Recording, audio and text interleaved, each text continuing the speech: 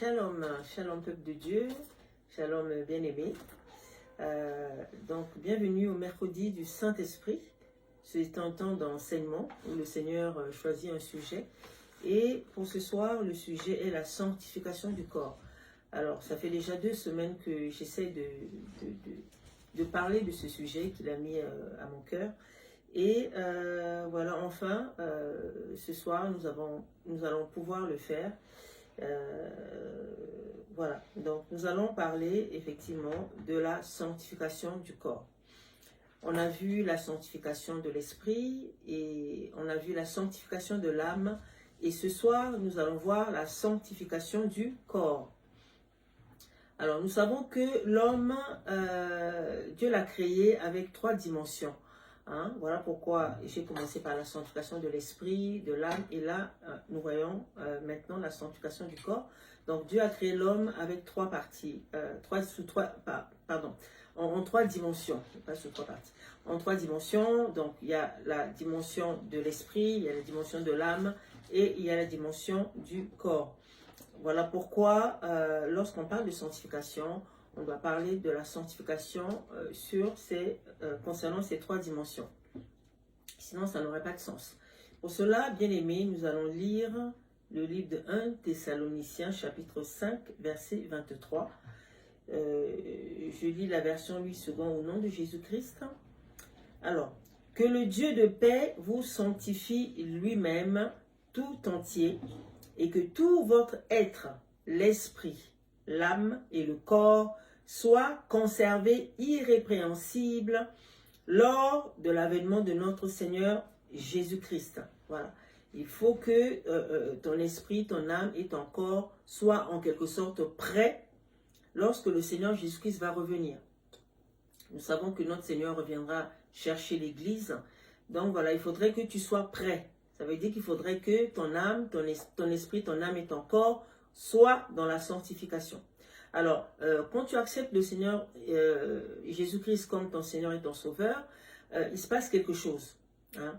Il y a une chose qui se passe tout de suite, c'est que Dieu vient sanctifier ton esprit. C'est la première chose. Pourquoi? Parce que Dieu est esprit. Et que toi, tu as aussi cette partie spirituelle en toi. Donc, conformément à l'exploit que le Seigneur Jésus-Christ a fait sur la croix de Golgotha, voilà, en ayant donné sa vie pour toi et moi, au travers de son sang qui a coulé, il nous a rachetés. Et lorsqu'il avait fait cet exploit, le Père, automatiquement, nous avons été réconciliés avec le Père, qui tout de suite nous a pardonné nos péchés passés, présents et futurs.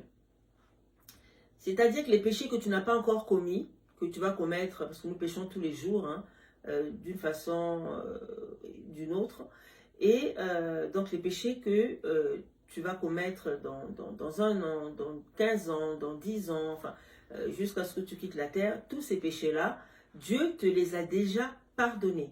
Il t'a pardonné les péchés passés, les péchés présents et les péchés futurs.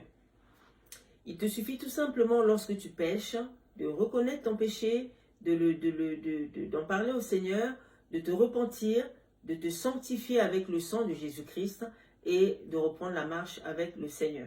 Voilà. Donc, c'est plutôt une très, très, très bonne chose, parce que tous ceux qui sont là dehors, dont les péchés ne sont pas pardonnés, eh bien, eux, leur vie est beaucoup plus compliquée, hein, beaucoup plus difficile que la nôtre. Quoique, nous aussi, dans nos difficultés de tous les jours, parfois c'est vrai que c'est pas facile, face aux épreuves, face aux combats, mais en toute chose, l'avantage, c'est que nous sommes toujours victorieux, victorieuses. Pour la simple raison, c'est que ce n'est pas nous qui combattons, c'est le Seigneur qui combat pour nous. Bien sûr, lorsqu'on le laisse faire, lorsqu'on avance dans ses projets, lorsqu'on avance, marche dans sa volonté, hein, et non lorsqu'on marche dans notre propre volonté, là, effectivement, les choses sont beaucoup plus difficiles. Donc, par rapport à cet exploit-là, le Père que le Seigneur a fait à Golgotha, il nous a réconciliés avec le Père. Hein, nous avions perdu la relation avec le Père suite au péché d'Adam, qui, au travers de ce péché, nous avons été séparés du Père. Donc, le Père avait prévu un plan B en faisant intervenir son Fils unique, qui est venu, voilà, à Golgotha faire ce dont le Père avait prévu. Et donc, on nous réconcilie avec le Père. Le Père, tout de suite, nous a pardonné nos péchés. Il nous a revêtus de sa nature de sainteté. Voilà, nous sommes devenus des saints. Lorsque tu acceptes le Seigneur Jésus-Christ comme ton Seigneur, comme ton Sauveur, et que sa parole est dans ton cœur, tu es reconnu comme étant saint. Dieu te déclare non coupable de toutes les fautes, de tous les péchés, de tout ce que tu as pu faire depuis que tu es sur la terre et depuis que tu es conscient du mal. Voilà. Donc, c'est plutôt une très, très, très bonne nouvelle. Et il nous a fait asseoir dans les lieux célestes, à sa droite, dans le Christ, en Jésus-Christ. Voilà. Donc, comme Jésus-Christ est assis à la droite de son Père et que toi et moi, nous sommes assis en Jésus-Christ, eh bien, nous sommes aussi assis à la droite du Père. Voilà. Donc, Dieu a réconcilié tous ses enfants. Il a récupéré au travers de son Fils unique tous ses enfants. Il a fait la semence de son Fils et il a récupéré tous ses autres fils. Donc, qui sont tous ceux qui ont accepté le Seigneur Jésus-Christ. Donc, dans les cieux, tu as cette position de sanctification. Hein, tu es saint. Hein, c'est pas comme ce que cette église qui dit qu'on devient saint après la mort et que soi-disant on est canonisé. Il faut être canonisé pour être saint. Ben non. Non. Dieu ne s'intéresse pas aux morts parce que les morts ne le servent pas. Les morts ne se disposent pas sur la terre pour faire sa volonté. Dieu s'intéresse aux vivants. C'est pendant qu'on est vivant qu'on est saint. Quand on est mort, eh ben c'est un autre programme qui se met en place. Hein. C'est soit on va en enfer, soit on rejoint Dieu en commençant par le lieu du repos, hein, jusqu'à ce que tout le monde soit monté pour qu'on puisse être éternellement auprès du Père dans le jardin, le mot m'échappe, pour pouvoir être éternellement au paradis. Voilà, c'était le mot que je cherchais, excusez-moi. Voilà, donc la réconciliation avec le Père est là, la position céleste est là. Voilà, donc le Seigneur reviendra effectivement pour chercher l'Église et donc il faudrait que tu sois prêt. Donc c'est maintenant qu'il faut que tu te réveilles pour pouvoir prendre conscience que ce monde a changé, que ce monde va de plus en plus à la fin. Hein? Je lisais encore hier matin, le Seigneur m'instruisait sur son retour. Il y aura les ténèbres, il y aura les ténèbres sur la terre, c'est-à-dire que quand tu lis dans la parole de Dieu que le soleil s'obscurcira, que la lune aussi ne donnera pas son éclat, que les étoiles vont tomber du ciel, et que c'est là effectivement que le Seigneur viendra. Donc ça fait un peu peur, hein? Ça fait quand même peur. Lorsque tu médites dessus, tu réalises quand même que nous allons vivre, j'espère que je serai partie bien avant, mais bon, même si je suis là, faisant partie du corps du Christ, le Seigneur veille sur son peuple. Voilà, il prend soin de ceux dont il s'est acquis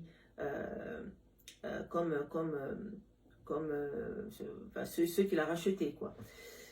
Voilà, donc je n'ai pas de souci de ce côté-là, mais bien aimé, je t'exhorte vraiment à commencer à ranger ta vie, hein, c'est-à-dire à prendre conscience que que les choses, le monde a changé. Hein. On a vu ce qu'on a vécu avec la Covid, personne ne s'y attendait. Tout le monde a été impacté, hein, tout le monde. Hein, et tout le monde a été surpris. C'est vraiment une vague qui est arrivée et voilà, qui a emporté pas mal de gens. Voilà, donc vraiment, même les païens qui ne connaissent pas Dieu prennent conscience que le monde a changé pardon, et qu'il se passe quelque chose, il y a quelque chose, on est rentré dans une nouvelle ère. Voilà, le temps d'avant, c'est terminé. Donc même si là, aujourd'hui, bon, ici en France par exemple, il y a des endroits où on ne met plus de masque. Au travail, bon, on ne met plus de masque, alors qu'avant il fallait porter le masque. Même dans les transports en commun, ils l'ont dit il n'y a pas longtemps, il n'y a plus de masques. Dans les espaces, dans les centres commerciaux, on n'a même plus besoin de masques non plus. Voilà, bon, ça c'est ce qu'ils disent pour l'instant, mais d'ici la rentrée, c'est possible qu'ils nous annoncent, voilà, qu'il y a un virus qui est arrivé encore, voilà, ou je ne sais quoi encore de comparable à la Covid. Mais voilà, on sait le monde a changé et que ben, ce qui s'est passé, ben voilà, on ira dans des situations encore pires. Voilà. Donc, nous, par la grâce de Dieu, le Seigneur nous protège. Mais voilà, il faut à condition d'être quand même dans le plan de Dieu, c'est-à-dire d'entrer dans la volonté de Dieu, de faire les choses selon Dieu, voilà, de ne plus faire les choses selon soi-même. Hein? Ce temps-là est révolu. Donc les bêtises, il faut arrêter maintenant. Il faut se mettre en accord avec le Saint-Esprit. Il faut marcher selon le Saint-Esprit, marcher par l'Esprit, hein? Sortir de la chair, parce que la chair nous ouvre des portes à l'ennemi. Quand tu marches dans la chair, tu ouvres la porte à Satan, qui se fera toujours le plaisir de venir compliquer ta vie, de venir retarder ta destinée, de venir faire en sorte que tu ne fasses pas la volonté du Maître, mais que tu fasses ta volonté. Voilà, donc le temps est arrivé où maintenant il faut prendre conscience de ces choses-là. Nous allons parler maintenant de la sanctification, des deux types de sanctification. Donc, on a vu que le Père nous a installés dans les lieux célestes, il nous a revêtus de sa nature divine, il a fait de nous des saints, il nous a pardonnés, il nous a déclarés non coupables. Donc nous sommes assis dans les lieux célestes et notre position, c'est vraiment la position la plus... au-dessus de cela, ça n'existe pas. Voilà, c'est la position, tu peux prendre tous les chefs d'État de la planète Terre, tu peux rassembler tous les rois de la Terre, tu n'auras pas une meilleure position que d'être assis à la droite du Père et en Jésus-Christ. C'est vraiment la position la plus excellente. La plus excellente que des êtres humains comme nous, on peut prétendre, on peut aspirer. Voilà, donc ça c'est une position gratuitement que le Père, en fait il te remet à ta place. À l'origine, voilà, on était auprès de lui.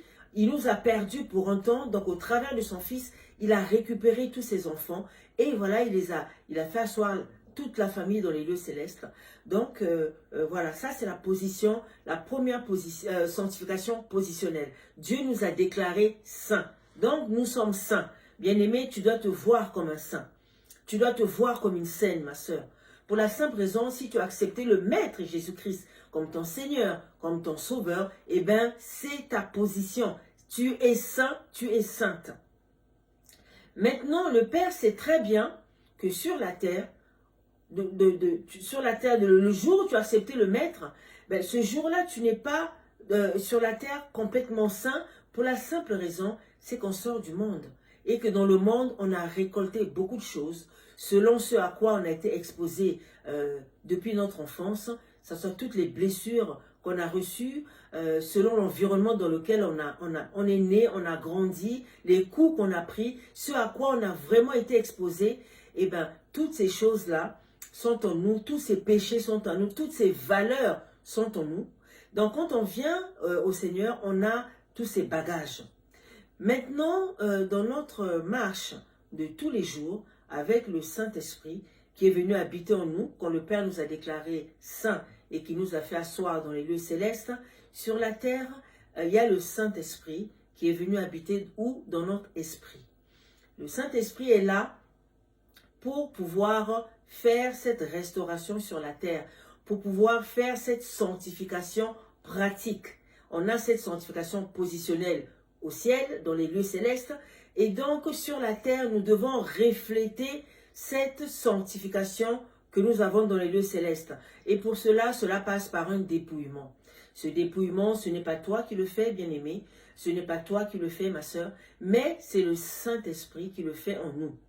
Et il le fait au quotidien. Ça dure toute la vie, hein. Tout le temps que tu es sur la terre, il y a des choses que tu vas abandonner petit à petit. Quand tu vas apprendre à marcher avec le Saint-Esprit, tu vas apprendre à lui faire confiance. Au début, ça ne va pas être évident parce que tu n'as pas été éduqué ainsi. Hein? Ton âme est rebelle, ton âme aime faire ce qu'elle veut, ton âme ne veut jamais se soumettre à qui que ce soit.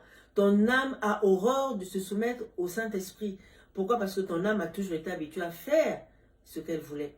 Et ton âme contrôle ton corps. Ton âme a sujetti ton corps à toutes ces pratiques interdites par la parole de Dieu, comme l'adultère, comme l'impudicité, voilà, toutes ces choses. Voilà, c'est ton âme qui entraîne ton corps à les pratiquer. Et donc, voilà pourquoi ton âme a besoin d'être rééduquée. Et cette rééducation, il faut que tu coopères avec le Saint-Esprit qui est dans ton esprit, pour que de telle sorte que le Saint-Esprit descende dans ton âme pour pouvoir restaurer ton âme, pour pouvoir apporter la paix à ton âme, pour pouvoir guérir les blessures que tu as pris dans le monde, pour pouvoir vraiment faire cette restauration. Et donc, c'est au quotidien. Il y a des moments où tu vas lutter, hein, voilà, ça va prendre le temps que ça prendra, jusqu'à ce que tu prennes conscience que tu as besoin de Dieu pour pouvoir avancer dans ta vie, pour sortir dans cette vie de patachon, pour sortir dans cette vie de médiocrité, dans cette vie de pauvreté, dans cette vie de manque, de disette, de souffrance. Tu as besoin du Saint-Esprit, parce que le diable est là pour t'enfoncer, pour continuer à t'enfoncer, même quand bien même tu as accepté le Christ et que tu es assis dans les lieux célestes. Il y a encore aujourd'hui beaucoup d'enfants de Dieu qui n'ont pas conscience de leur position spirituelle. Si vraiment ils avaient conscience de leur position spirituelle, ils arrêteraient de faire beaucoup de choses encore sur la terre. Mais le problème, c'est que comme ce sont des choses qu'ils ne voient pas, même s'ils les lisent, leur être intérieur, leur âme, leur cœur n'acceptent pas cela. Donc, tant que tu n'acceptes pas ces choses qui sont écrites dans la parole de Dieu, ces lois qui sont dans la parole de Dieu, tant que tu ne te les accapares pas, tu ne les acceptes pas dans ton cœur, tu ne pourras pas les vivre. Tu ne pourras pas. Comment tu pourras faire? S'il y a quelque chose que tu ne veux pas accepter, donc ça veut dire que tu ne pourras pas rentrer dans cette chose-là. Voilà pourquoi le Saint-Esprit est très patient, très patient, et qu'il est là au quotidien. Voilà, il attend que tu puisses lui donner telle partie de ta vie, telle autre partie de ta vie, pour qu'il puisse t'emmener dans la félicité de Dieu, pour qu'il puisse te restaurer, pour qu'il puisse te faire rentrer dans ta destinée. Alors, il faut tout lui confier. Il ne faut pas lui confier seulement une partie. Il faut lui confier tous les domaines de ta vie. Que ce soit d'abord le domaine spirituel, ensuite le domaine des finances, le domaine tout ton corps. Voilà, c'est-à-dire qu'il faudrait que tu t'alignes à ce que dit la parole de Dieu. Si tu pratiques l'impudicité, tu ouvres des portes non seulement aux démons, tu prends des bagages spirituels. Ça veut dire que tu vas devoir passer du temps pour les délivrances, parce que les bagages que tu prends, c'est pas seulement les bagages d'une personne, c'est quand tu couches avec quelqu'un et que tu n'es pas marié, par exemple, il a suffi que cette personne ait eu dans sa vie, a eu des rapports avec, je sais pas, 50 personnes, et bien ces 50 personnes avaient des bagages, hein, avaient des démons, donc tu prends tous ces bagages, tu prends les bagages de ces 50 personnes. Alors, il suffit que ces 50 personnes, chacune des personnes ait 50 bagages ou 100 bagages, et bien tout ça, tu le prends. Ce qui fait que tu es tout le temps en train de faire la délivrance. Tout le temps, parce qu'il y a des bagages qui sont là, il y a des bagages qui doivent être ôtés. Voilà pourquoi à un moment, il faut sortir des relations hors mariage, parce que ça retarde ta vie. Ça, ce sont les valeurs du monde. Nous, les enfants de Dieu, nous appartenons au royaume de Jésus-Christ, et le royaume de Jésus-Christ a ses valeurs. Et ces valeurs, ça passe par la sanctification. Comme on a lu tout à l'heure, hein, que le Dieu de paix vous sanctifie lui-même tout entier et que tout votre être, on ne parle pas seulement d'une partie de notre être, on parle de tout notre être. Et on parle de quoi ici? On parle de notre esprit, c'est bien écrit, l'esprit, l'âme et le corps. Hein? Voilà, donc il faut que ces trois parties soient conservées irrépréhensibles lors de l'avènement de notre Seigneur Jésus-Christ. Ce n'est pas moi qui le dis, c'est la parole de Dieu. Hein? 1 Thessaloniciens chapitre 5, 23, bien-aimé, tu ouvres ta parole, tu vas tomber sur ce message. Donc il faudrait que tu rentres dedans. Il faudrait. Hein? Parce que si le maître revient et que tu n'es pas prêt, et que tu es encore dans une vie de patachon, ou alors que tu as pris le soin de régler une seule partie, eh ben, si l'autre partie n'est pas nettoyée, eh ben, tu vas rater l'enlèvement. Et ça veut dire que tu vas vivre la tribulation, chose que je ne te souhaite pas, parce que c'est la tribulation, la parole de Dieu en parle, hein, va lire dans l'Apocalypse. Voilà, c'est pas des choses que tout le monde a envie de vivre. Hein. Ça sera vraiment des temps très difficiles. Donc voilà, donc il y a la sanctification positionnelle qui est là-haut. Nous sommes assis dans les lieux célestes.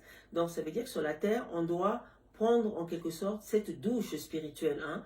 Tous les matins, quand tu te lèves, bon, avant de sortir, tu prends ta douche, voilà, tu te laves pour enlever voilà, toute cette transpiration, toutes ces saletés voilà, que tu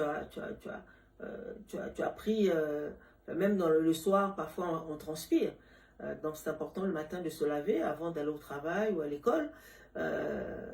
Et le soir aussi, bon, quand on rentre, c'est aussi bien de prendre une bonne douche, parce que lorsqu'on a pris une bonne douche, on se sent rafraîchi, on se sent propre.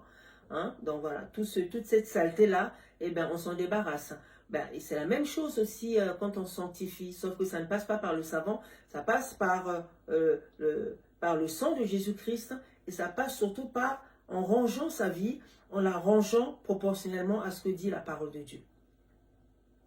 Voilà, donc notre position dans la sanctification, la deuxième c'est la sanctification pratique, hein? Je l'ai dit tout à l'heure, au quotidien sur la terre, nous avons ce travail que nous nous ouvrons pleinement au Saint-Esprit pour que le Saint-Esprit lui seul est habilité à nous sanctifier, hein, à nous débarrasser des choses dont on a vraiment du mal à nous séparer. Hein.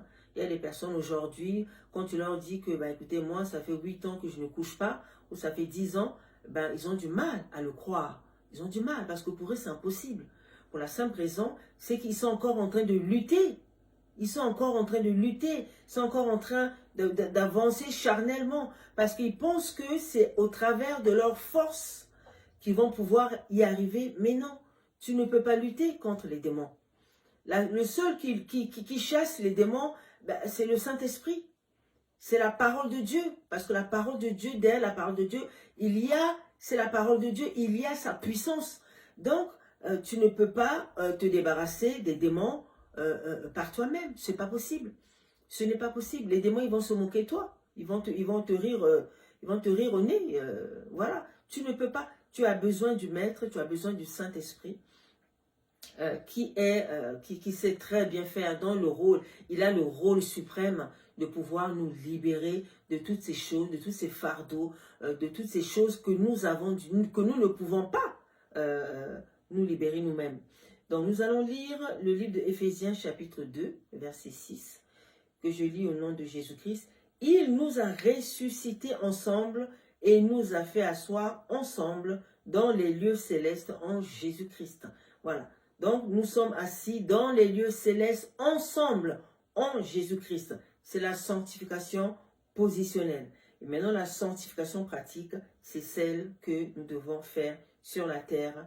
Hein, voilà. De sorte que le Saint-Esprit puisse œuvrer en nous et nous débarrasser de tous ces bagages, nous débarrasser de tout ce qui pourrit notre vie au quotidien, de tout ce qui nous enfonce encore. Alors tout à l'heure j'ai pris l'exemple de l'impudicité. Bon, il y a aussi d'autres péchés, hein. Il y a le vol, il y a l'adultère, il y a le mensonge, il y a l'escroquerie, il y a voilà toutes ces choses qui ne sont pas qui ne font pas partie des valeurs du royaume de Jésus-Christ, dont nous devons nous en débarrasser. Voilà. Alors la sanctification, c'est aussi, nous avons été mis à part. Voilà. Sur la terre, c'est une mise à part. Hein. Dieu nous a enlevés du monde, il nous a mis à part. Pourquoi? Pour lui, pour le servir. Hein. Lorsque le Seigneur Jésus-Christ nous a rachetés au prix de son sang, eh bien, il nous a rachetés, on lui appartient. On ne s'appartient plus soi-même. On ne vit plus pour soi-même.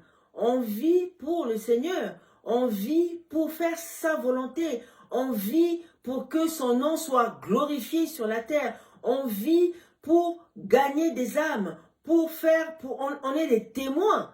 On est des témoins de Jésus-Christ, comme quoi nous avons rencontré le Maître, et que le Maître est bon, et que notre vie a changé, et que de la vie de A dans le monde, nous sommes passés à la vie de B, qui est une vie meilleure. Servir le Seigneur, bien-aimé, c'est extraordinaire, c'est merveilleux. Servir Dieu, c'est la meilleure part, hein, à laquelle on peut prendre dans le royaume de Dieu.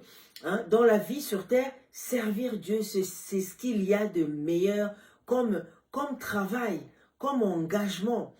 Quand tu sers Dieu, eh bien, Dieu te protège. Dieu te protège et Dieu a une longueur d'avance. Il sait ce qui va arriver demain. Voilà, des choses que tu ne vois pas et que tu ne peux pas voir, sauf s'il te les montre. Mais s'il ne te les montre pas, il n'y a que lui seul qui le sait. Et parfois, les choses qui sont au-devant de nous, les pièges que nous a tendus le diable, eh ben, en quelque sorte, nous les voyons que si le Maître nous les montre. Donc, s'il ne nous les montre pas, nous ne pouvons pas le voir. Voilà pourquoi nous devons nous fier au Saint-Esprit, parce que le Saint-Esprit, c'est tout. Le Saint-Esprit, c'est le gouverneur de l'univers. Il gouverne l'univers. Il gouverne dans les cieux, il gouverne sur la terre. Il gère les 7,5 milliards d'êtres humains qu'il y a sur la terre. Les convertis comme les non-convertis. Il les gère.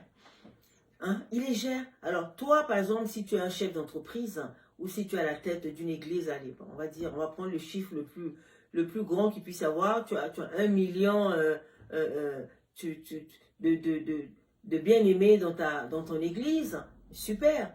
Mais le Saint-Esprit, il gère 7,5 milliards d'êtres humains sur la terre. Et en même temps, donc, il n'y a pas photo, quoi. Il n'y a pas photo. Il n'y a vraiment pas photo. Donc, tu peux lui faire confiance parce qu'il sait tout. Il sait ce qui va t'arriver demain, après-demain. Il connaît le jour où tu vas partir. Il connaît toute ta vie. Il est au volant de ta vie. Si tu lui confies ta vie, bien sûr, c'est lui, il prend le volant de ta vie et il te guide. Il est là pour t'éviter les pires, pour t'éviter les catastrophes. Il est là pour t'éviter voilà, toutes les fautes que tu peux commettre lorsque tu conduis ta vie tout seul, et ben, tu fais forcément, tu vas tomber dans les panneaux, tu vas tomber dans les trous qui sont devant toi que tu ne peux pas voir. Mais le Saint-Esprit t'ouvre les yeux, le Saint-Esprit te révèle les situations cachées. Quand tu arrives quelque part, eh ben, il y a l'ennemi qui est là pour te tendre des pièges. Le Saint-Esprit te révèle ces situations. Et donc, du coup, tu les évites tranquillement. Donc, forcément, ta vie n'est pas pareille que celui qui avance tout seul. Hein? Donc, le Saint-Esprit est dans ton esprit. Il est là. Tu n'as pas besoin de le sentir. Parfois, il te fait sentir qu'il est là. Parfois, il ne te fait pas sentir qu'il est là. Mais il est quand même là. Il est là. Il est là. C'est l'Esprit de Dieu. C'est l'Esprit de Dieu, ça veut dire c'est Dieu lui-même qui est venu faire sa demeure en toi. Alors faire la demeure, ça ne veut pas dire qu'il est là pour 1 mois. Hein, non, il est là tout le temps que tu as à passer sur la terre. Le Saint-Esprit est là. Donc, que tu le sentes, que tu ne le sentes pas, bien aimé, si tu as accepté le Maître comme ton Seigneur, ton Sauveur, et que tu as accepté sa parole dans ton cœur, et que tu marches dans sa volonté, le Saint-Esprit est là pour te conduire. Bien sûr, tu as besoin effectivement de te consacrer, de lui confier tous les domaines de ta vie. Pas que le ministère, mais de lui confier aussi ton travail, de lui confier, de faire alliance avec lui dans tous les domaines de ta vie. Si tu es marié, il doit y avoir une alliance que tu dois avoir avec le Saint-Esprit au sein de ton mariage. Au travail, le travail que tu fais, si tu as ton propre compte, tu dois faire alliance avec toi, avec le Saint-Esprit sur tes affaires, pour que tout simplement le Saint-Esprit puisse t'emmener les clients et qu'il puisse t'emmener au sommet de tes affaires. Voilà. Et si tu travailles dans une entreprise, pour que le Saint-Esprit puisse aussi t'accompagner afin que tu puisses avoir des promotions, tout ça, c'est le Saint-Esprit qui le fait. Le Saint-Esprit aussi t'aide à éduquer tes enfants, à élever tes enfants selon sa parole. Hein? Voilà. Donc, le Saint-Esprit est là pour gérer tous les domaines de ta vie. Voilà pourquoi tu dois te fier à lui, tu dois lui faire confiance. Ça veut dire qu'il faut à un moment réfléchir, hein? Il faut à un moment te poser et te poser les bonnes questions. Voilà. Il faudrait méditer sur la part du Saint-Esprit dans ta vie. Il faudrait vraiment prendre conscience que le Saint-Esprit est là avec toi. Et il est fidèle. Et le Saint-Esprit, c'est Dieu lui-même qui est fidèle. Nous savons que Dieu est amour. Nous savons que Dieu a livré son unique Fils. Il a semé son Fils afin de récolter des milliards de fils. Donc, il est venu habiter en toi afin de te conduire pour rentrer dans ta destinée et faire les œuvres pour lesquelles il t'a emmené sur la terre. Voilà. De sorte que tu puisses pratiquer ces œuvres-là. Mais tu ne peux pas les pratiquer si tu conduis ta vie toi-même. Tu ne peux pas les pratiquer si tu n'as pas connaissance, alors que ces œuvres, c'est le Saint-Esprit qui te les révèle. Ton ministère, c'est le Saint-Esprit qui te le révèle. Les dons qu'il a mis en toi qui sont rattachés à ce ministère, c'est le Saint-Esprit qui te les révèle. Voilà, la journée, les pièges que l'ennemi t'a tendus ou est prête, que tu vas dans lesquels tu risques de tomber dans la journée, eh ben, c'est le Saint-Esprit qui te les évite. Hein? Voilà. Tu vas prendre un avion, je ne sais pas, pour aller à Abidjan ou pour aller aux États-Unis. L'avion décolle à 9 h du matin. Le Saint-Esprit, quand tu passes 1 heure dans la prière, il te dit non, non, non, ne prends pas cet avion. Parfois, tu n'as pas besoin de passer 1 heure dans la prière. Lorsque tu parles en langue, il te le révèle. Mais en tout cas, ou même si la veille, tu étais fatigué, parce que généralement, la veille d'un voyage, on a toujours plein de choses à faire au dernier moment. Et on a tendance à se coucher aussi très tard. Et donc, du coup, ben, on n'a pas le temps de prier parce que, voilà, on s'est couché à 3 h, 4 h du matin. Voilà, le vol, il a lieu parfois à 9 h. Bon, ben, le temps de se réveiller, le temps de prendre un taxi ou voilà, le temps d'arriver à l'aéroport. Voilà, on n'a pas forcément le temps. Mais le peu de temps qu'on dort, le peu de temps qu'on dort, eh bien, le Saint-Esprit, connaissant notre situation, sachant qu'on est fatigué et qu'il nous reste peu de temps de sommeil, eh bien, il nous envoie un songe. Dans le songe, il nous explique que non, attention, ne prends pas ce vol. Ne prends pas le vol là pour lequel tu t'es préparé.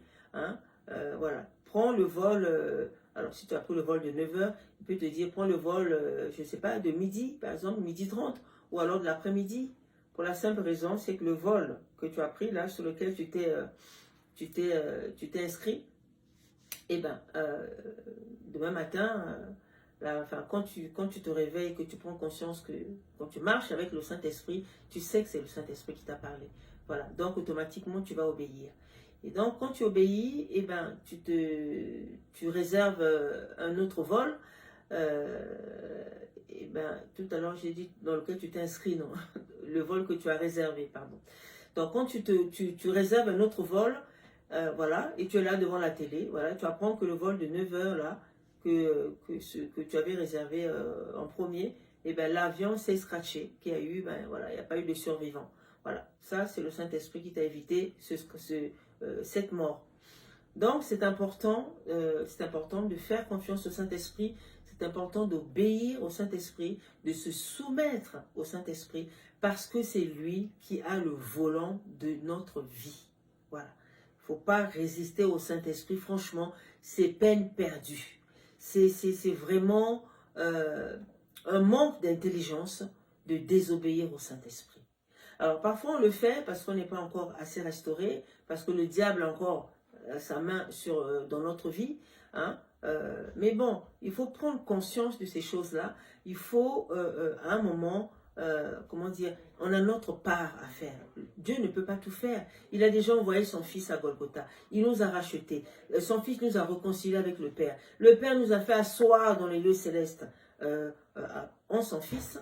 Voilà, Dieu a fait déjà pas mal de choses. En plus, il vient habiter dans ton esprit. Donc, on a quand même notre part à faire. Ces messages, nous les lisons. Ces messages, nous les entendons. Bon, c'est vrai qu'il y a l'ennemi qui est là pour nous dire toujours le contraire, pour nous faire douter. Mais à un moment, il faut se poser les vraies questions. Pourquoi est-ce qu'on a accepté Jésus-Christ? Pourquoi est-ce que le Seigneur est venu? Il a quitté son trône de gloire. Il est venu sur la terre pour souffrir à Golgotha, le Fils de Dieu qu'il est. Il a accepté d'être insulté, il a accepté qu'on lui crache dessus, il a accepté qu'on le fouette, il a accepté qu'on trouve ses mains et ses pieds et son côté, qu'on perce son côté. Tout cela pour s'amuser? Non, bien aimé, quand tu prends le temps, tu t'assois et que tu médites sur ce que le Christ a fait, non mais tu t'aperçois automatiquement que non, tu ne peux pas trouver quelqu'un qui puisse t'aimer comme Dieu t'aime. Dieu est ton créateur. C'est lui qui t'a façonné. C'est lui qui t'a prédestiné. Tu n'es pas arrivé sur la terre par hasard. Tu n'es pas rentré dans l'église par hasard. On ne vient pas dans la maison de Dieu parce qu'on l'a choisi. Il y en a qui viennent de la maison de Dieu pour perdre les enfants de Dieu. On ne parle pas de ceux-là. Ceux-là, ils appartiennent à l'ennemi. Ils appartiennent à l'ennemi. Ce sont les agents de l'ennemi qui viennent pour étouffer les enfants de Dieu. Mais les enfants, ceux qui appartiennent à Dieu, même quand même ils sont dans le monde, c'est Dieu qui les attire dans sa maison. Tu ne viens pas dans la maison de Dieu parce que tu t'es réveillé un matin, tu t'es dit, bon, voilà, hop, voilà, bon, j'en ai marre un peu de vivre dans le monde, voilà, je vais aller goûter la vie avec Dieu, comment ça se passe, j'entends qu'il y a des bonnes choses là-bas, voilà. Ok, demain je vais à l'église, voilà, je vais écouter la parole de Dieu. Non, non, non, non. Le diable est là dans le monde, là. Si ce n'est pas Dieu qui t'appelle, le diable ne te laissera jamais aller dans la maison de Dieu. Parce que depuis longtemps, il te tient dans le monde. Même s'il y en a qui vont dire, oui, non, moi je ne commets pas de péché, je ne vole pas, je ne couche pas. Non, non, non. Dès l'instant où tu n'as pas accepté Jésus-Christ comme ton Seigneur, comme ton Sauveur, tu es un pécheur et tu es encore sous la malédiction. Hein? Voilà. Tu es citoyen du monde, tu n'es pas citoyen ou citoyenne du royaume de Jésus-Christ. On rentre dans le royaume de Jésus-Christ lorsque on est appelé. On ne vient pas seul, hein? On ne vient pas soi-même. C'est lorsque tu viens dans la maison de Dieu, c'est que le temps de ton appel est là. Voilà. C'est le Saint-Esprit qui t'attire dans la maison de Dieu. Et donc, quand tu rentres dans la maison de Dieu, et bien voilà, tu te sens... tu es bien, voilà. Même si, effectivement, autour de toi, il y a toujours des personnes qui sont là pour te miner la vie, pour te rendre la vie un peu difficile. Cela dépend de ton appel. Plus tu as un appel qui est important, ben plus les combats vont être proportionnels à la dimension de ton appel. Et donc, ces combats, tu vas les vivre, mais le Saint-Esprit sera toujours là et tu seras toujours victorieux et victorieuse. Donc voilà pourquoi il est vraiment bien aimé, il est vraiment, je nous exhorte, hein, il est très, très, très, très, très important de faire confiance au Saint-Esprit. Hein. Il faut vraiment lui faire confiance, parce que c'est lui c'est lui qui connaît ta destinée, c'est lui qui connaît ton chemin. Tu ne connais pas ton chemin, tu ne sais pas, tu ne sais même pas si ce soir, quand tu vas dormir, si demain matin tu vas te réveiller. Tu ne sais pas, tu ne sais pas. Donc le Saint-Esprit connaît ta vie, fais-lui confiance. Le Christ qui est venu habiter parce que l'Esprit de Dieu qui est en toi, c'est Dieu lui-même, hein, c'est le Christ qui est venu habiter en toi. Le Christ te le dit dans sa parole, qu'il est le chemin, la vérité et la vie. Voilà. Donc, c'est l'amour de Dieu, c'est le Père qui t'a racheté au travers de son Fils. Et donc, il a livré son Fils pour toi. Quel amour! Quel amour! Même tes parents qui ont été les instruments pour que tu arrives sur la terre, ne peuvent pas t'aimer comme Dieu t'aime. Voilà pourquoi Dieu doit avoir la première position dans ta vie. Dieu doit avoir dans tous les domaines. C'est-à-dire que ne fais pas confiance à qui que ce soit, mais d'abord fais confiance à Dieu. Ne fais pas confiance à ton mari, je ne dis pas à ton époux, à ton épouse. Bon, en quelque sorte, je ne suis pas en train de dire de ne pas du tout faire confiance à ton épouse ou à ton époux. Ce que je veux dire, c'est que fais d'abord confiance en Dieu. Madame, fais d'abord confiance en Dieu. Monsieur, fais d'abord confiance en Dieu. Et ensuite, tu feras confiance à ta femme ou à ton époux. Hein? Mais d'abord Dieu. Dieu doit être en premier dans tous les domaines de ta vie. Dieu doit avoir la première place. Parce que c'est lui qui te donne le souffle de vie. Ton époux ou ton épouse ne te donne pas le souffle de vie. Ton époux ou ton épouse est ton époux et ton épouse seulement le temps que vous êtes sur la terre. Lorsque vous allez quitter la terre, là-bas dans le royaume de Dieu, il n'y a pas d'époux, d'épouse. Hein? Non, non, non. On est l'épouse du Christ. On est l'église. Voilà. C'est l'église qui est l'épouse du maître. Et donc, quand on sera de toute façon dans le royaume de Dieu, là-bas, il n'y a pas de mari et de femme. Hein. Là-bas, ben, on sera des esprits. Les esprits. Un esprit n'a pas de sexe masculin ou féminin. Voilà. C'est pas que oui, on est mariés ici sur la terre, voilà, on va continuer à être des époux dans les cieux. Non, non, non, non, non, non. Dans le royaume de Dieu, il n'y a que tout le monde, on sera comme des anges, voilà. On sera comme les anges. C'est-à-dire, ben voilà, il n'y a pas de mari, il n'y a pas d'époux, d'épouse. Voilà, ça n'existe pas. Ça, c'est sur la terre. Voilà pourquoi il faut en profiter ici. Une fois qu'on a quitté, qu'on est rentré, on est monté, ben là-bas, ça sera autre chose. Donc voilà pourquoi il faut faire vraiment confiance au Saint-Esprit, parce que c'est Jésus-Christ, c'est le Père, au travers de son Esprit qui habite en nous. Voilà. Donc, il n'y a personne, tes parents ne t'aimeront pas plus que le Christ. Tes parents, ils ont été les instruments pour que tu arrives sur la terre, mais le souffle de vie que tu as là, ce n'est pas tes parents qui te l'ont donné. Tes parents eux-mêmes aussi, c'est le maître, c'est Dieu qui le leur a donné. Voilà. Donc, Dieu doit être au cœur de toutes choses. C'est important de le savoir. C'est pas seulement de le savoir, mais surtout de le vivre. De le vivre. Donc, les choses avec Dieu prennent toute leur importance, prennent toute leur dimension lorsqu'on les vit. Lorsque tu les pratiques, c'est là que tu te sens en communion parfaite avec Dieu. Lorsque tu pratiques la parole de Dieu, c'est là que tu te sens vraiment en communion avec Dieu. C'est là que tu partages vraiment la vie avec le Saint-Esprit. Et c'est là que le Père aussi prend plaisir en toi. Voilà. Donc, c'est important de faire confiance au Saint-Esprit. Nous allons voir encore Colossiens chapitre 3, verset 1, que je lis au nom de Jésus-Christ. Si donc vous êtes ressuscité avec Christ, cherchez les choses d'en haut où Christ est assis à la droite de Dieu. Cherchez les choses d'en haut. Ça veut dire ici sur la terre, nous devons rechercher les choses d'en haut. Nous devons rechercher les valeurs du royaume de Dieu. Hein, c'est notre patrie. Nous devons ressembler, comme je l'ai dit tout à l'heure, à la personne que nous sommes là-haut, qui est assis dans les lieux célestes, qui a cette position d'excellence et qui est sainte. Sur la terre, nous devons refléter cette position spirituelle et donc voilà pourquoi nous devons rechercher les valeurs du royaume de Dieu que nous retrouvons dans la Bible, dans la parole de Dieu, qui est tout simplement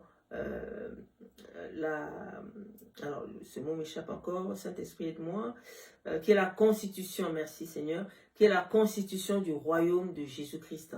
Voilà, la parole de Dieu, c'est le livre, c'est la constitution du royaume.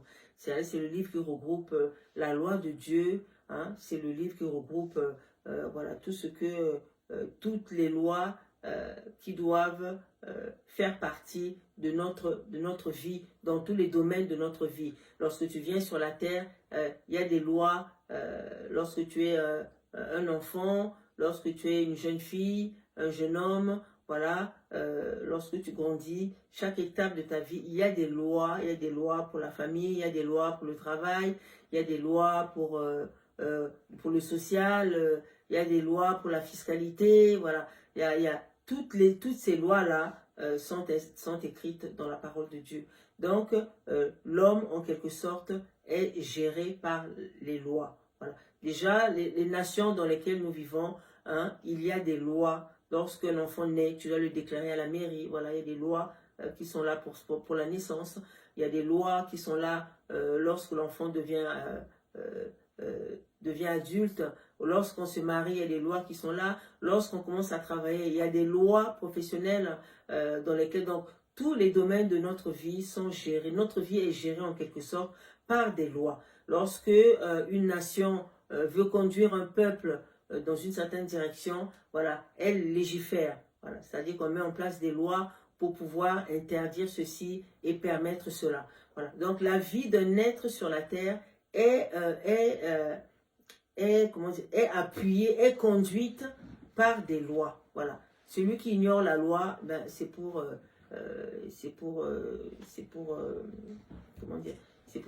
son tort. Voilà. Donc la loi, on ne doit pas l'ignorer, on doit la connaître. Alors là, ce sont les lois des hommes. Maintenant, la loi de Dieu est au-dessus de la loi des hommes. Et parfois, on la retrouve dans la loi des hommes, hein, comme le mariage. Le mariage, ce n'est pas une invention des hommes, c'est une invention de Dieu. Voilà. Hein, le lit conjugal, l'adultère, tout ça, ce sont des lois de Dieu, hein, mais qui sont pratiquées sur la terre. Voilà. Même par les païens. Hein, il y a des lois, les lois qui sont des lois pour tous les hommes, qui sont des lois du royaume de Dieu pour tous les hommes, et il y a des lois pour les enfants de Dieu. Voilà. Il y a des lois pour les enfants de Dieu. Par exemple, tu aimeras ton prochain comme toi-même. Cette loi-là, on va pas soumettre un païen à cette loi parce qu'il ne comprendra rien.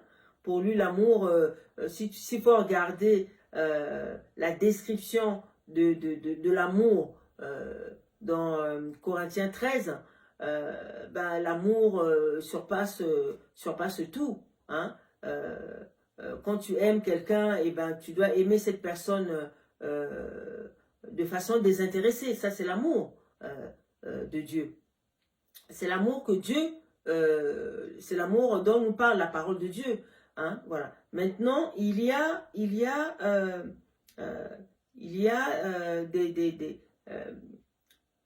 des passages dans 1 Corinthiens chapitre 13, par exemple, même sur le pardon. Quand tu dois pardonner, ben, tu dois pardonner jusqu'à l'infini, quel que soit le mal qu'on t'a fait. La parole de Dieu te dit de pardonner. Tu ne vas pas soumettre cela à celui qui est dans le monde. Dans le monde, tu entends des personnes dire « Ah non, non, non, je ne pardonnerai jamais la faute qu'il a faite. Ah non, non, non, c'est impardonnable. » Voilà. Quand j'entends ces phrases, je me dis « Waouh, c'est impardonnable. » Ah mais non, tout est pardonnable. Nous, dans le royaume de Dieu, pour nous, tout est pardonnable. Mais dans le monde, cela n'est pas pardonnable. Donc, il y a des lois que Dieu a fait, que nous trouvons dans sa parole, que nous lisons dans sa parole parce que nous sommes du royaume de Jésus-Christ. Ben, le païen, il n'a pas la Bible. Même s'il a la Bible, il ne la lit pas comme toi et moi. Nous la lisons, nous la comprenons et nous la pratiquons. Voilà. Donc, il y a des lois de la nature. Dans la nature, il y a des lois que Dieu a faites pour tous les êtres humains, qu'on retrouve aussi dans pas mal de nations sur la terre. Mais il y a aussi des lois qui sont pour les enfants de Dieu. Donc, voilà, donc la sanctification du corps, nous allons rentrer dedans. La sanctification du corps nous parle des souillures, les souillures de notre corps. Nous souillons notre corps par diverses façons. Nous souillons notre corps lorsque nous fumons, lorsque nous prenons des drogues. Alors, toutes sortes de drogues, ça peut être la marijuana, ça peut être le hashish, ça peut être la cocaïne, ça peut être l'héroïne, ça peut être le crack, ça peut être toutes ces drogues. Lorsque nous les prenons, nous souillons notre corps. Nous souillons aussi notre corps, comme j'ai dit tout à l'heure, par des actes d'impudicité. Lorsque tu n'es pas marié, dans le royaume de Dieu, c'est une valeur. Tu dois marcher dans la sainteté. Tu dois attendre le mariage avant de coucher. Voilà, tant que tu n'es pas marié, tu dois t'abstenir des rapports sexuels. Lorsque tu es marié, tu dois t'abstenir de l'adultère. Voilà, toutes ces choses, lorsque nous les pratiquons, nous souillons notre corps. Hein. Lorsque nous regardons des vidéos pornographiques, nous souillons notre corps parce que nous appelons ces démons-là. Hein. Quand tu regardes un film pornographique, eh bien, au travers de tes yeux, tu as des démons. Tu ouvres la porte aux démons tout simplement parce que la pornographie, hein, ce sont des démons qui sont derrière. Que c'est les rapports sexuels, voilà, qui sont visibles hein, à l'œil nu. Et donc, forcément, voilà, ça, les démons, ils se frottent les mains et voilà, ils viennent souiller ton corps. Ils viennent dans ton corps au travers de ce que tu regardes par des vidéos pornographiques. Donc, pour cela, voilà, c'est tout ça qui souille notre corps physique. Alors, comme je l'ai dit tout à l'heure, tu ne dois pas faire des efforts par toi-même, parce que si tu essaies de faire des efforts par toi-même, c'est le diable qui va se moquer de toi, parce que tu vas essayer et tu vas chuter. Tu vas te relever et tu vas retomber. Voilà, tu vas faire ce yo-yo-là, et puis à un moment, tu n'y croiras plus, tu vas abandonner, et voilà, et tu vas perdre même, tu peux même perdre la foi, et ne pas croire qu'il est possible de vivre une vie de sainteté sans avoir des rapports sexuels. Moi qui t'en parle, je suis qualifiée pour cela. Je le dis en toute honnêteté, en toute simplicité, je suis qualifiée, très qualifiée même pour cela, pour la simple raison, c'est que ça fait des années, je ne suis plus dans les rapports sexuels. Pour la simple raison, eh ben, j'ai fait confiance au Saint-Esprit à un moment, et voilà, je lui ai dit en toute honnêteté, Seigneur, tu me connais, je sais ce que tu attends de moi, hein, tu veux que j'arrête les rapports sexuels, parce que à chaque fois que j'ouvrais la parole de Dieu, je tombais sur la parole qui dit, il faut que ton corps soit saint, voilà. Donc à un moment, j'ai compris que le Seigneur m'appelait à cela, mais j'étais clair et cash avec le Seigneur. Je dis, Seigneur, tu me connais, demain je rencontre quelqu'un qui me plaît, il suffit que la personne s'y prendre avec moi, ben, je vais lui dire oui. Et je vais à un moment rentrer dans ces rapports sexuels. Et sachant que je ne suis pas mariée, donc je ne vais pas te plaire, je vais souiller mon corps. Mais étant donné que tu me le demandes, ben, Seigneur, et que tu es le Tout-Puissant, c'est toi qui crées en nous des envies, c'est ce que ta parole me dit. Donc crée en moi les envies de ne plus avoir envie des rapports sexuels hors mariage. Fais-le, je te donne le droit. Voilà, il faut lui donner le droit, il faut lui donner ce libre arbitre que tu as là de décider par toi-même, il faut le lui remettre. Seigneur, de ce côté-là, fais ce que tu veux. Emmène-moi dans cette vie de chasteté jusqu'à ce que je me marie. Voilà, pour que je puisse te plaire, pour que je n'ai pas des rapports sexuels sachant que je ne suis pas mariée. Ben, à partir de là, j'étais sincère dans mon cœur avec Dieu et ça coulait de source. Voilà, c'était naturel, j'avais parlé naturellement avec lui. Et donc du jour au lendemain, c'est au bout de quelques mois que je me suis aperçue que vraiment, voilà, je n'avais plus ces envies-là. Et les années sont passées, des années, ça fait plus de 8 ans. Plus de 8 ans. Donc je me dis, mais voilà, il y a quelques années, on m'aurait dit ça, mais je n'aurais pas cru. Mais d'ailleurs, il y a quelques années, il y a 15 ans en arrière, j'en parlais avec quelqu'un qui était dans cette vie de chasteté. Et moi, je lui dis, mais attends, il est complètement dingue. Comment est-ce possible? Comment est-ce possible quand on pratique ça? Et puis, ce sont des choses pour notre bien-être, pour notre corps, on en a besoin. Voilà le discours que je tenais. Je ne connaissais pas Dieu, bien sûr. Et bien, aujourd'hui, voilà, je vis j'ai cette vie et j'ai cette relation avec le Seigneur. Voilà, je sais que je plais à mon Dieu de ce côté-là et il me le rend très bien, très bien. Je vis une vie de paix, je vis la paix de Dieu, je vis dans la volonté de Dieu. Il n'y a rien de plus merveilleux que de plaire à son époux, à son véritable époux, de marcher dans sa volonté. Voilà. Et d'être en accord avec notre position spirituelle. Donc, je t'exhorte à cela, c'est simple. Voilà, donc il faut tout simplement remettre tout cela entre ses mains. C'est tout, il faut juste être sincère avec lui. C'est pas la peine de s'attacher à cela parce que tu sais que c'est le péché. Et que le péché, hein, la pratique du péché, qu'est-ce qu'il y a après? C'est la mort. Le péché nous emmène à la mort spirituelle. Et la mort spirituelle conduit à la mort physique. Donc, bien-aimé, quand tu prends conscience de cela, eh ben, tu lui parles ouvertement, tu lui confies, Saint-Esprit, je prends la cigarette, j'ai du mal à arrêter. Aide-moi, s'il te plaît, j'aimerais arrêter parce que j'ai foi en toi, parce que tu es le Tout-Puissant, tu es Dieu, tu es tout ce qu'il y a, tu es le Tout-Puissant. Au-dessus de toi, il n'y a que toi, il n'y a personne d'autre. Et tu n'es pas comme nous, tu ne rends des comptes à personne. Donc quand tu as un Dieu comme ça, aussi bon, aussi bienveillant, aussi amour, eh bien tu peux lui faire confiance. Quand tu lui remets ces choses, ce libre arbitre qu'il t'a donné, par amour, donc quand tu lui dis, Seigneur, voilà, je ne veux plus coucher, je te livre mon corps, je te livre ma partie intime, fais ce que tu veux, aide-moi pour que j'arrête la cigarette, aide-moi pour ça. Moi-même qui te parle, je peux te faire ce témoignage, eh ben, oui, je suis passé par là, je suis passé par la cigarette, je suis passé par les drogues, mais c'est le Seigneur qui m'a sorti de là, c'est Dieu qui l'a fait. Si tu regardes sur mon espace Facebook, j'ai témoigné, les témoignages qui sont là, qui parlent de toute cette vie de débauche, de cigarettes. J'ai fumé pendant 15 ans, j'ai pris des drogues, toutes ces drogues, toutes celles que j'ai citées, j'ai pas pris le crack ni l'héroïne, mais j'ai pris le hashish, j'ai pris l'herbe, j'ai pris la cocaïne, mais c'est le Seigneur qui m'a sorti de là. Mais quand Dieu fait les choses, tu les vis naturellement. Tu n'as pas d'effort à faire. Tu le constates. Voilà. Tu fais le constat. Tiens, je n'ai plus envie de ça. Tiens, ces envies-là, je ne les manifeste plus. Tiens. Et c'est naturellement que ces choses se passent en toi. Donc, il faut juste les remettre entre ses mains et lui faire confiance. Parce que si tu ne peux pas faire confiance à celui qui te donne le souffle de vie, et ça veut dire que tu ne feras confiance à personne.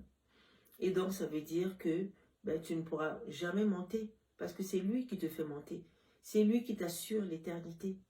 Hein? C'est lui. Parce que lui, il vit hors du temps. Toi, tu vis dans le temps. Toi et moi, nous vivons dans le temps.